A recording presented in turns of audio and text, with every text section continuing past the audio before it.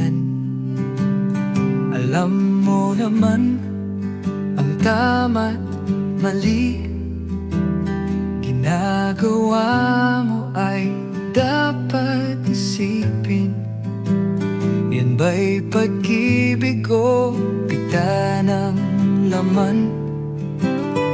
Yan ba ang tunay na kalayaan? Masunod ang nais ng puso mo. Mag-ingat ka sa iyong damdamin. Baka ikaw ay maging alipin.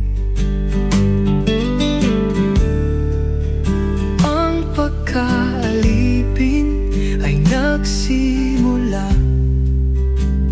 sa munting bagay na di iniwasan. Akala mo'y kaya mong pigilin, ngunit laman ay hirap supilin. Sabi ng Biblia, kung ika'y nasa laman sa munting bagay na di iniwasan, akala mo'y kaya mong pigilin, ngunit laman ay hirap supilin.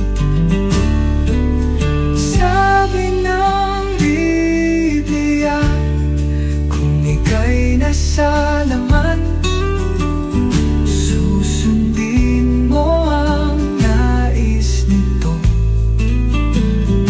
Kung ika'y nasa